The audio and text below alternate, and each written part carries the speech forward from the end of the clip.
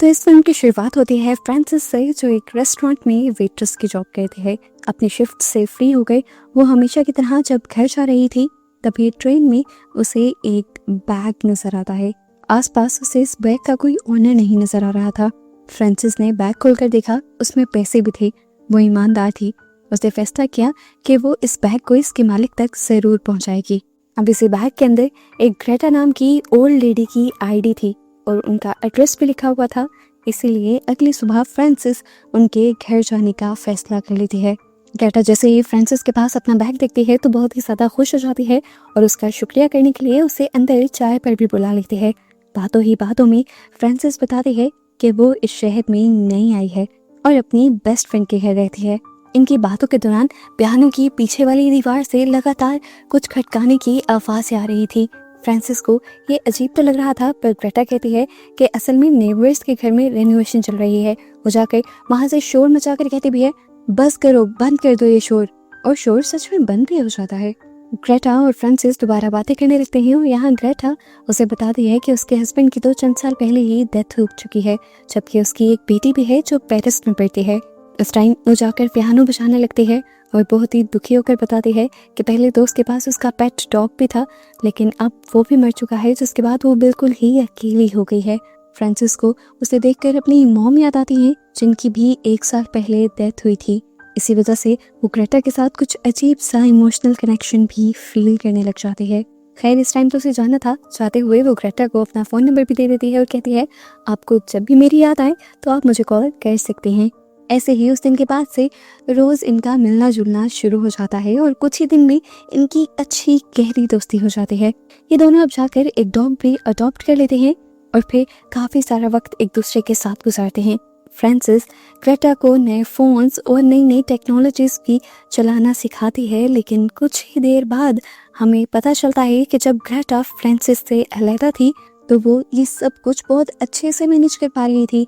यहाँ तक कि वो इंस्टाग्राम पर फ्रांसिस के बारे में सब कुछ सर्च भी कर रही थी, जिसका मतलब था कि ना सिर्फ उसे टेक्नोलॉजी का यूज़ आता था, बल्कि वो तो इन सारी चीज़ों में एक्सपर्ट थी। पर पता नहीं क्यों फ्रांसिस के सामने ऐसे झूठ बोल रही थी जैसे उसे तो कुछ करना ही ना आता हो। और दूसरी तरफ थी फ्रांसिस, जो उसे अब अपनी मॉम की जगह देने लगी थी। यहाँ फ्रांसिस की दोस्त फ्रांसिस को ये समझाने की कोशिश भी करती है कि तुम्हारे एक बूढ़ी लेडी के साथ इतना ज़्यादा टाइम स्पेंड करना कोई अच्छा नहीं है, लेकिन फ्रांसिस तो उसके प्यार में अंधी थी, इसीलिए वो अपनी फ्रेंड की भी बात को इग्नोर कर देती है। आज रात ग्रेटा के घर एक डिनर था। डिनर के दौरान फ्रांसिस उसके किचन में जाती है जब कैंडल्स ढूंढने के लिए, तो अचानक ही कैबिन्स खोलते खोलते उसे एक ऐसा कैबिन नजर आ जाता है जहाँ बहुत सारे बिल्कुल वैसे ही बैग्स थे जैसा एक बैग फ्रांसिस को उस ट्रेन में मिला था। फ्रांसिस बहुत ही ज़्यादा कंफ्यूज हो गई और इस टाइम उसकी सांसें भी रुक गई। उसे समझ नहीं आया कि वो क्या करे। खैर, उसने यहाँ पर नॉर्मल तरीके से खाना खाया और वापस चली गई। घर आते हुए भी फ्रांसिस के दिमाग में बार बार वही बैग चल रहे थे। उसने देखा था कि एक बैग पर उसका नाम लिखा हुआ था, तो एक बैग पर समंथा नाम की किसी लड़की का नाम था। ग्रेटा कौन थी, क्या करती थी? अब तो फ्रांसिस के दिमाग में हजारों सवाल जन्म लेने लगते हैं और उसे भी अब समझ आ जाता है कि उसकी फ्रेंड ठीक कह रही थी, उसे इस ओल्ड लेडी के घर इतना ज़्यादा नहीं जाना चाहिए। अब अपनी इसी सोच के चलते वो अगले पूरे दिन ग्रेटा को इग्नोर करती है और तीसरे दिन जब सोकर उठती है तो वो देखती है कि उसके फ़ोन पर ग्रेटा की 80 से भी ज़्यादा मिस्ड कॉल्स आई हुई थी और बहुत ही ज़्यादा अजीबोगरीब मैसेजेस भी थे। ऐसे मैसेजेस जैसे वो उसके बिना मर रही हो। फ्रांसिस को एक सब बहुत ज़्यादा अजीब लगता है। वो अब इस सब को इग्नोर करती है और अपने काम पर चली जाती है, लेकिन वहाँ जाकर देखती है कि ग्रेटा उसके रेस्टोरेंट में भी आ चुकी थी। यहाँ वो एक कस्टमर बन के आई थी। वो ग्रेटा को यहाँ से चले जाने को भी नहीं कह सकती थी। मजबूरन उसे ग्रेटा से बात करनी पड़ती है अपनी जॉब की पॉलिसी की वजह से। ग्रेटा उसे कहती है, तुम्हें मेरी सारी बात सुननी पड़ेगी, पर फ्रांसिस साफ उससे कह देती है कि मैं तुम्हारी एक बात नहीं सुनूंगी, क्योंकि अब मैं तुम्हारी सारी सच्चाई जान चुकी हूँ। मैंने तुम्हारे उस कैबिन में वो बहुत सारे बैग्स देख लिए हैं जिनमें से एक पर मेरा भी नाम था। मुझे नहीं पता कि तुम लड़कियों को किस किस्म के जाल में फंसाती हो, लेकिन मुझे इतना पता है कि मैं भी तुम्हारे लिए बस एक शिकार ही हूँ, इसीलिए आज के बाद से मैं तुमसे कोई ताल्लुक नहीं रखना चाहती। ये बातें कहकर फ्रांसिस वहाँ से चली जाती है, लेकिन हम देखते हैं कि उस पागल औरत का जुनून बढ़ता ही चला जाता है।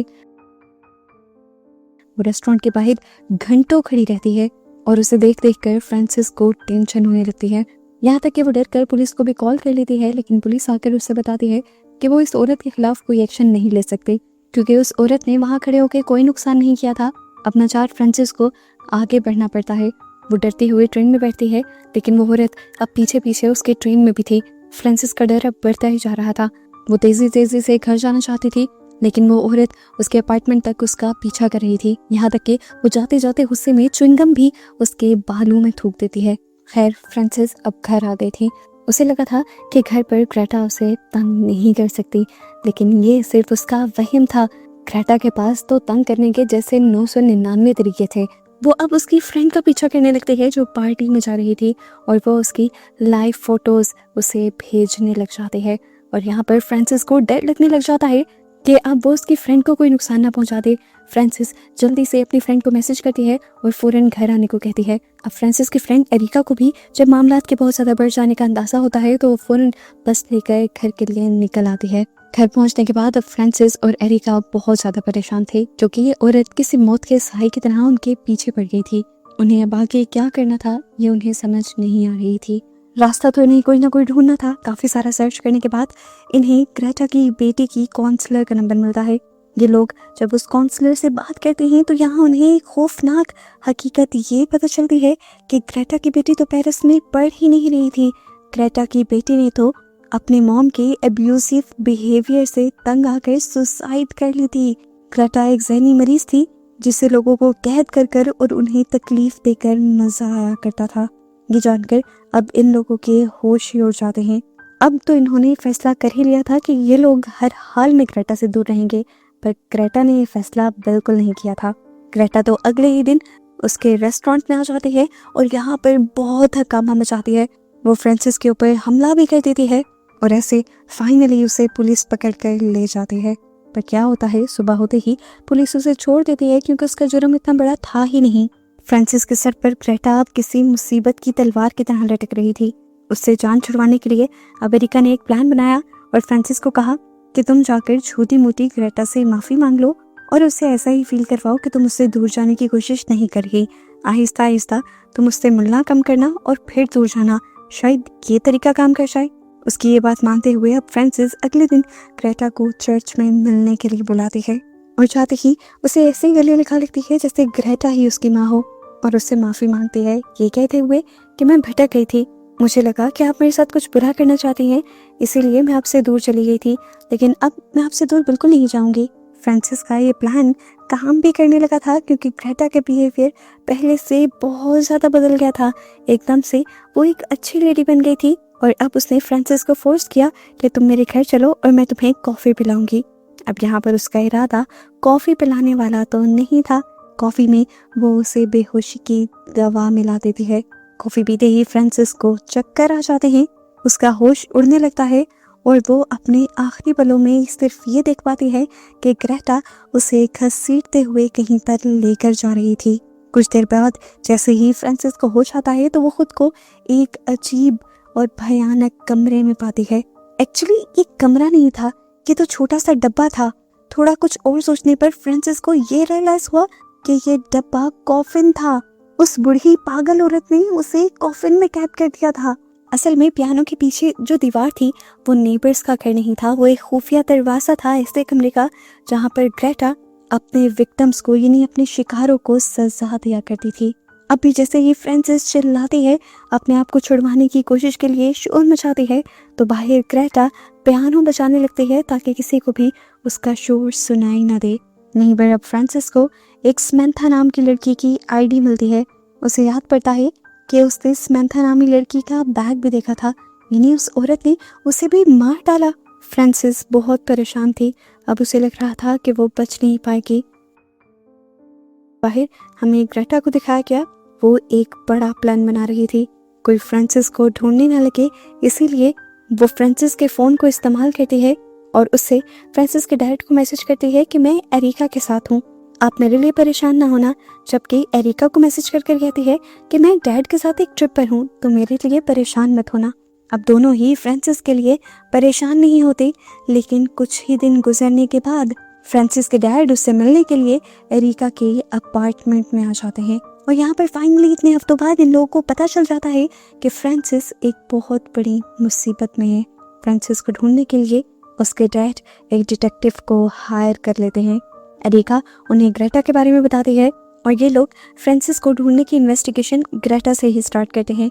डिटेक्टिव को अब पता चलता है कि काफ़ी सालों पहले ग्रेटा एक हॉस्पिटल से ड्रग्स चुराने की वजह से निकाली गई थी और वो उस हॉस्पिटल में नर्स थी। यहीं से उसे ग्रेटा की बहुत सारी और भी इंफॉर्मेशन मिल जाती है और अब वो ग्रेटा के घर चले जाते हैं। बहाने बहाने से वो ग्रेटा को मजबूर कर देते हैं कि ग्रेटा उन्हें कॉफ़ी पिलाए। और अब पियानो के पीछे वाले कमरे में जैसे ही फ्रांसिस को शक होता है कि घर में कोई आया है तो वो यहाँ पर बहुत ज़ोर ज़ोर से शोर मचाने लगती है। लेकिन पहले की तरह ही ग्रेटा यहाँ सारी सिचुएशन संभाल लेती है, ये कहते हुए कि साथ वालों के घर कंस्ट्रक्शन चल रही है। अब इस टाइम सामने बैठा हुआ आदमी कोई आम इंसान तो था नहीं जो ग्रेटा की बात पर जल्दी ही यकीन कर लेता। वो ग्रेटा को बहाने से यहाँ पर भेजता है और पियानो के पीछे चेक करने लगता है। इससे पहले कि वो यहाँ कुछ भी और पता चला पाता, ग्रेटा जल्दी से पीछे से आती है और उसके गर्दन में एक बेहोशी का इंजेक्शन स्टैब कर देते हैं। जिसके बाद अब वो डिटेक्टिव से उसकी गन छीनती है और फिर उसी का मर्डर कर देती है। यानी यहाँ पर ग्रेटा इस डिटेक्टिव से भी ज़्यादा तेज थी। उसे हराना लगभग नामुमकिन था। अब हमेशा की तरह वो अपने नए शिकार के लिए निकल गई थी। अपना एक बैग वो ट्रेन में छोड़ देती है और उसके सभी पहले शिकारों की तरह एक बेचारी लड़की उसका बैग लेकर उसके घर पहुंचाने के लिए आ जाती है। ग्रेटा ने उसे चाय पीने पर मजबूर किया और जब वो चाय पी रही थी तो अचानक ही चाय पीते पीते वो बेहोश हो गई। और यहाँ पर हमें एक बहुत बड़ा ट्विस्ट ये पता चला कि इस टाइम ये जो नई लड़की यहाँ पर आई थी ये कोई और नहीं थी बल्कि फ्रांसिस की फ्रेंड एरिका ही थी, जिसने फैसला कर लिया था कि अगर उसे अपने दोस्त को बचाना है तो ग्रेटा के साथ ग्रेटा की ही तरह खेलना पड़ेगा। ग्रेटा के बेहोश होते ही एरिका जल्द ही अपनी दोस्त को पियानो के पीछे वाले कमरे से ढूंढ भी लेती है और फ्रांसिस को तो उसे देखकर यकीन ही नहीं आता। फाइनली वो जहाँ सोच रही थी कि अब वो मर जाएगी, एरिका ने उसे एक नई जिंदगी दे दी थी। यहाँ पर ये दोनों गले लगते हैं और सेलिब्रेट करने लगते हैं। ये दोनों तो अब इस घर से जाने ही वाले थे, लेकिन पीछे से हमने देखा कि ग्रेटा को होश आ गया और उसने इन दोनों के ऊपर हमला करना चाहा, पर बेहोशी की दवाई की वजह से वो अभी भी कमज़ोर थी। हमला करते ही वो खुद ही गिर गई और यहाँ इन दोनों ने मिलकर अब उसे उसी कॉफिन में बंद कर दिया जिसमें फ्रांसिस बंद थी और उसके बाद उसे अच्छी तरह लॉक भी कर दिया ताकि वो इसे बचा बचा कर खुद ही मर जाए और कोई उसकी मदद को ना आए। यही उसकी असली सज़ा थी। अगर उसे ख़त्म ना किया जाता तो वो न जाने कितने लोगों को ख़त्म कर देती। ग्रेटा उस कॉफिन को काफ़ी खोलने की कोशिश करती है लेकिन अब वो कॉफिन नहीं खुलता। अब यहाँ पर फ्रांसिस और एरिका एक दूसरे को सेटिस्फाई होकर देखते हैं और फ्रांसिस अपनी आज़ादी को एंजॉय करते हुए यहाँ से बाहर निकल जाते हैं और इसी तरह उसे दिखाते हुए ये मूवी यहाँ ख़त्म हो जाती है।